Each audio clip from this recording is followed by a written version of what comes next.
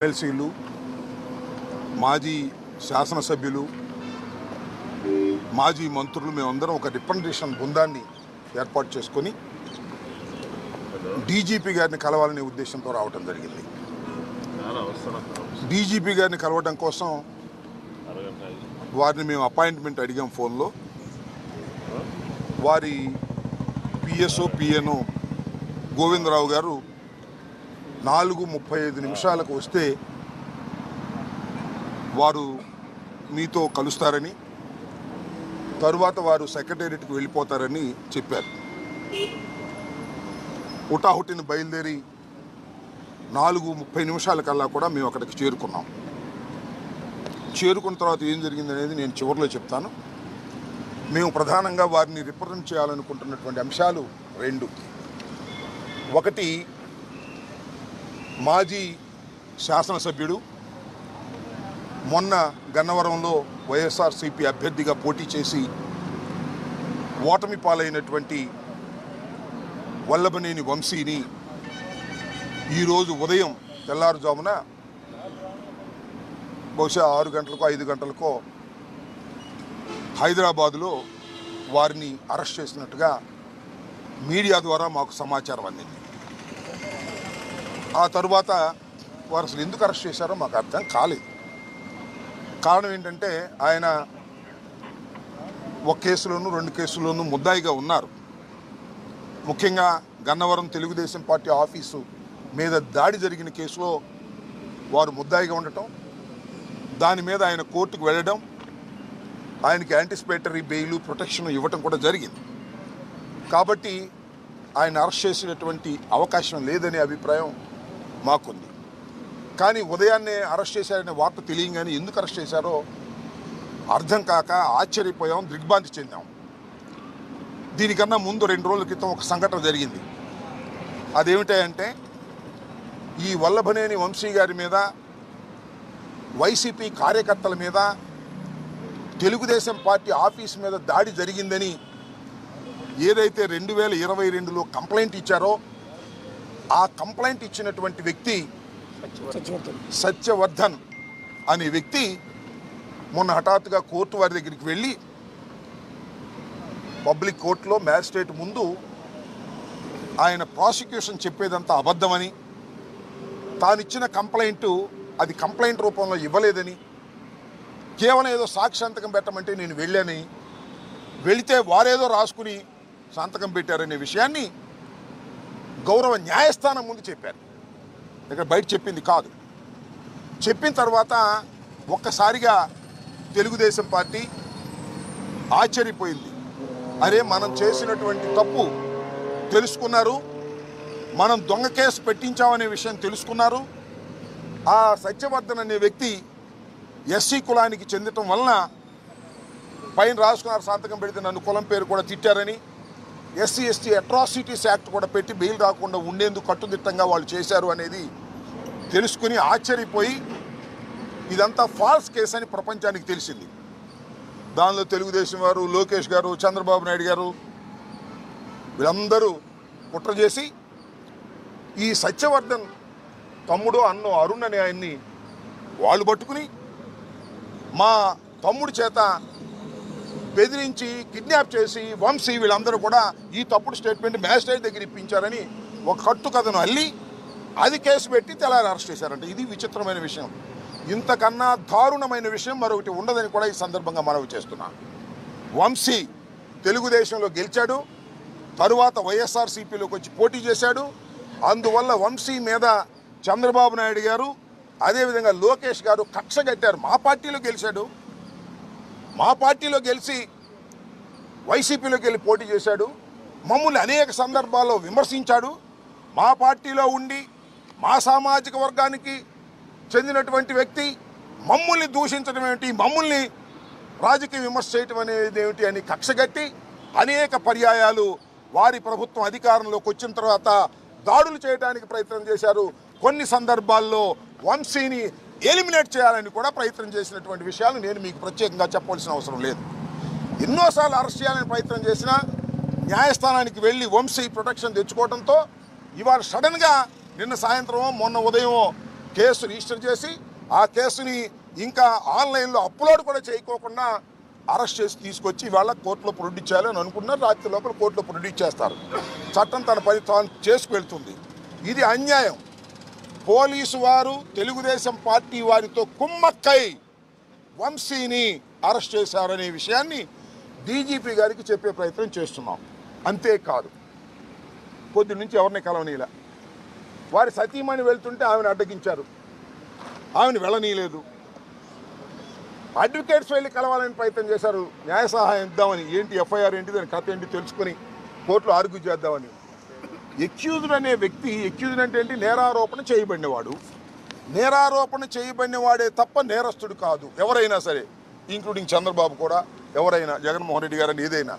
అయితే అలాంటి వ్యక్తిని కలుసుకోవడానికి కూడా మీరు పోలీసులు ఎలవ్ చేయట్లేదంటే ఇది దుర్మార్గం, రాక్షస పాలన.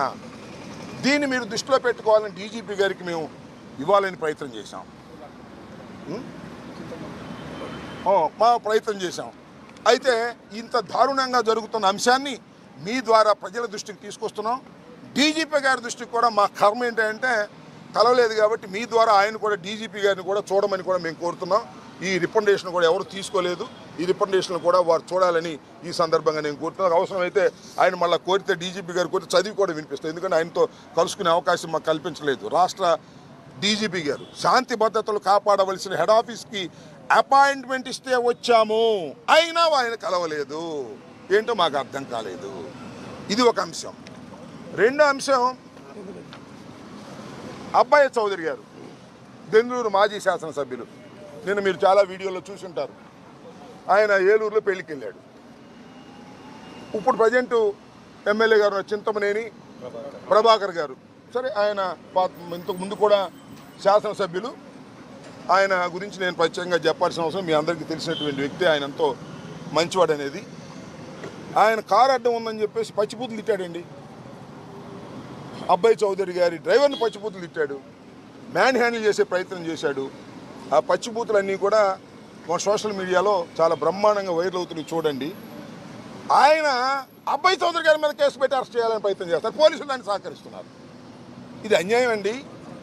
అబ్బాయి చౌదరి గారు కారు డ్రైవర్ని తిట్టాడు, అబ్బాయి చౌదరి మీద ఇష్టం వచ్చినట్టు మాట్లాడి ఆయన మీద కేసు పెట్టే ప్రయత్నం చేస్తున్నారు. ఇది అన్యాయం డీజీపీ గారు అని రెండవ రికమెండేషన్ ఇవ్వాలని మేము ప్రయత్నం చేసాం. ఇందాక నేను ఎక్కడో మా చింతమనేని ప్రభాకర్ గారు శాసనసభ్యులు వారిని చూస్తున్నా. అసలు నేను అలా తిట్టడానికి గల కారణం ఏంటో తెలుసా, నాకంత ఆవేశం తీసుకురావడానికి కారణం ఏంటో తెలుసా అని చెప్తున్నాడు ఆయన. ఎవడో నేరం చేసి ఎవరన్నా మర్డర్ చేస్తే నేను అసలు మర్డర్ చేయడానికి గల కారణం ఏంటో తెలుసా, అర్థం చేసుకోగలరా అంటే ఏం చెప్పాలి. నేరం చేశాడు, ఇష్టం వచ్చినట్టు తిట్టాడు, అన్యాయంగా అక్రమంగా ప్రవర్తన చేశాడు. కారు అడ్డం పెట్టినందుకేనంట. కారు దోవలో అడ్డం పెడతారు. సహజంగా మనం వెళ్తున్నప్పుడు కారు తప్పుకోమంటే తప్పుకుంటారు. ఈ రకంగా రౌడీయుధం చేసే పరిస్థితికి తెలుగుదేశం శాసనసభ్యులు వస్తున్నారు. దీనికి పోలీసులు సహకరిస్తున్నారు.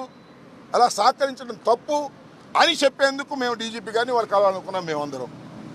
కానీ ఆయన కలవలేదు. ఆయన చట్టబద్ధంగా ఉన్నటువంటి వ్యక్తి కాబట్టి డీజీపీ గారు గౌరవనీయులు, ఐపీఎస్ ఆఫీసర్, మిమ్మల్ని కలవకపోయినా, మా రికమెండేషన్లు ఆయన తీసుకోకపోయినా ఆయన యాక్షన్ తీసుకుంటారు. ఈ ప్రెస్ చూస్తారు, ఈ మీడియా సమావేశం చూస్తారని నేను అనుకుంటున్నా. చూడకపోతే మా కర్మ, అది మేమేం చేయలేం. ఇక్కడ జరిగిన ఇంకొక విషయాన్ని కూడా చెప్పాలా. ఇవాళ మేము అప్పిరెడ్డి గారు మేమందరం కలిసి డీజీపీ గారిని కలవాలనుకున్నాం. డీజీపీ గారిని కలవాలనుకుని డీజీపీ గారి దగ్గర పిఎస్ గానో పిఏ గానో పనిచేస్తున్న గోవిందరావు గారికి ఫోన్ చేశాం. ఫోన్ చేస్తే ఇందాక నేను చెప్పినట్టుగా 4:35కి లోపు మీరు వస్తే ఆయన కలుస్తారు అన్నాం. మేము 4:30కి వచ్చి కూర్చున్నాం. పైన డీజీపీ గారు ఉన్నారు. అరగంట కూర్చున్న తర్వాత డీజీపీ గారు వెళ్ళిపోయారని చెప్పారు. వెళ్ళిపోయారు. సరే వెళ్ళిపోతే మేము ఏం చేయాలి, ఈ రికమెండేషన్ ఎవరికైనా ఇస్తామా అంటే ఎవరు తీసుకోలేదే, ఎవరు తీసుకోమన్నారు. నేను డీజీపీ గారు వెళ్ళిపోతే మేము ముందు అడిగి అపాయింట్మెంట్ తీసుకుని డీజీపీ గారి దగ్గరికి మేము వచ్చాం కదా. ఆయన బిజీగా ఉంటే ఉండదు, తప్పులేదు. తప్పు డీజీపీ గారు రాష్ట్ర శాంతి భద్రతలు కాపాడవలసినటువంటి ప్రధానమైన వ్యక్తి కాబట్టి బిజీగా ఉండొచ్చు. మాబోటి వాళ్ళని, అపోజిషన్లో ఉన్నటువంటి వాళ్ళని, మంత్రులుగా ఊడిపోయిన వాళ్ళని, ఎమ్మెల్యేలుగా ఊడిపోయిన వాళ్ళని కలవలేకపోవచ్చు ఆయన అంత బిజీగా ఉంటే. కలవకపోతే నా ఇన్ఫీరియర్ ఆఫీసర్ ఇంకో ఆఫీసర్కి ఇవ్వండి అని ఎండార్స్ చేయాలి కదా గౌరవంగా ప్రజాస్వామ్యంలో. అది కూడా లేదు. ఎవరైతే తీసుకుంటారంటే ఎవరు తీసుకోరన్నారు. చివరికి గోడకు అంటి చూద్దాం, ఇక్కడ అంటించడానికి వెళ్ళేదన్నారు. What is this? ఎంత దుర్మార్గంగా ఉంది ఈ పరిపాలన అడుగుతా ఉన్నా. చంద్రబాబు పరిపాలన దుర్మార్గంగా ఉంటే పర్లా, లోకేష్ పరిపాలన దుర్మార్గంగా ఉంటే పర్లా, లేదా హోంమంత్రి అనిత గారి పరిపాలన దుర్మార్గంగా ఉంటే పర్లా, డీజీపీ గారి పరిపాలన ఆయన పేరేంటి, హరీష్ కుమార్ గుప్తా గారి పరిపాలన కూడా ఇంత దుర్మార్గం ఉంటే ఎలాగంటున్నా? అయ్యా, తమరు ఐపీఎస్ ఆఫీసర్, మీరు శాంతి భద్రత కాపాడవలసిన వారు. రేపు ఏదైనా కోర్టులో అడిగితే మీరు సమాధానం చెప్పాలి. అనిత గారు సమాధానం చెప్పరు, లేదు లోకేష్ గారు వచ్చి సమాధానం చెప్పరు, ముఖ్యమంత్రి గారు సమాధానం చెప్పరు, హరీష్ గుప్తా గారు వచ్చి సమాధానం చెప్పాలి. Is most senior officer. గౌరవం లేకపోతే ఎలాగూ? మీరు ఈ రిప్రజెంటేషన్ తీసుకుని చిత్తుబొట్లో బారేస్తారో, మీరు పెట్టుకుని దాన్ని చదువుకొని ధర్మాలు ఆలోచిస్తారో వేరే అంశం. కనీసం తీసుకోవడానికి కూడా అంత బద్ధకం అయితే ఎలాగూ? తీసుకోవడానికి మీరు బిజీగా ఉంటే మీ దగ్గర ఉన్న ఆఫీసర్ని అపాయింట్ చేయడానికి ఏంటి ఇబ్బంది? ఎందుకు మమ్మల్ని మీరు అవమానిస్తున్నారు? ప్రజాస్వామ్యంలో ఇది ధర్మమా, న్యాయమా? ఆలోచించబోయి మనం చేస్తున్నాం. కాబట్టి ఇలాంటి దుర్మార్గమైనటువంటి పరిపాలన పోలీస్ యంత్రాంగం చేయటం చాలా బాధాకరం. ఇవాళ కూడా నేను మనవి చేస్తున్న హరీష్ గుప్తా గారిని, the senior most IPS officer, DGP, ఇప్పటికైనా ఈ రికమెండేషన్లు మీరు ఎవరైనా పంపించి తీసుకోండి, లేకపోతే మళ్ళా వచ్చి ఇవ్వమంటే మళ్ళీ ఇస్తాం. Take immediate action. ఇవాళ వంశీని ఉదయం 6 గంటలకు అరెస్ట్ చేసి ఇవాళ రాత్రి లోపల మీరు వితిన్ 24 అవర్స్ లోపల మీరు హాజరుపరచాలి. హాజరుపరచకపోతే అది మీరు చట్ట వ్యతిరేకమైన కార్యకలాపాల కిందకు వస్తుంది. అసలు ఫాల్స్ కేసులు పెట్టి మీరు చంద్రబాబు నాయుడు, లోకేష్ గారు చెప్పినట్టుగా ప్రవర్తించడం పోలీసు యంత్రాంగానికి సరైనటువంటి విధానం కాదు అని చెప్పి వెళదామని వచ్చాం. ఇది జరిగిన విషయం. చూద్దాం, tomorrow will take decision. First of all he has to take representations. That is the duty of the police officer. If he is busy, he is appoint another person to take this. We are all politicians. One is an MLC. He is also an MLC. He is an ex-MLA. I am an ex-minister. What is this? This is a democracy. We came to the police headquarters with the appointment. I am pressing it. With the appointment we came here. But nobody is carrying it. What is this? అంటే నేను అనేది ఏంటంటే, police head క్వార్టర్లోనే ఇంత దారుణంగా ఉంటే ఇంకా చిన్న police స్టేషన్లో ఏముంటుంది చెప్పండి? This head quarter of the state. This is the situation in Andhra Pradesh. ఇది ఉన్న వాస్తవం. ఇదే విషయాన్ని చెప్తున్నాం. వంశీ మీద కుట్ర చేసి కేసులు పెడుతున్నారు. మీకు రాజకీయ కక్ష ఉంది వంశీ మీద. వంశీ మిమ్మల్ని చాలాసార్లు విమర్శించాడు, మీరు కూడా విమర్శించండి. వంశీ మీ పార్టీలో గెలిచి మా పార్టీతో పోటీ చేశాడు, మీ కక్ష ఉంది, ఉండేయండి. అరే మా పార్టీలో గెలిచి మీ పార్టీలో చేరిన వాళ్ళకి మంత్రులు ఇచ్చారు కదా స్వామి మీరు ఇద్దరికి, మీ పార్టీలో గెలిచిన వాళ్ళకి. మీ సామాజిక వర్గం అయితే మా పార్టీలో ఉండకూడదా? మిమ్మల్ని విమర్శించకూడదా? అప్పుడు ఏమైంది? కొడాలి నాని సంగతి కూడా చూస్తూ ఉంటున్నారంట. చూద్దాం. ప్రజాస్వామ్యంలో అన్నీ నోట్ చేసుకునే ఉంటారు, అన్ని బాకీలు తీరుస్తారని కూడా నేను మనవి చేస్తున్నా. చాలా దుర్మార్గంగా వ్యవహరిస్తున్నారు పోలీస్ యంత్రాంగం. ఇప్పటికైనా సరి చేసుకోవాలని డీజీపీ గారు, హరీష్ గుప్తా గారిని మీ మీడియా ద్వారా నేను I'm requesting them. Thank you.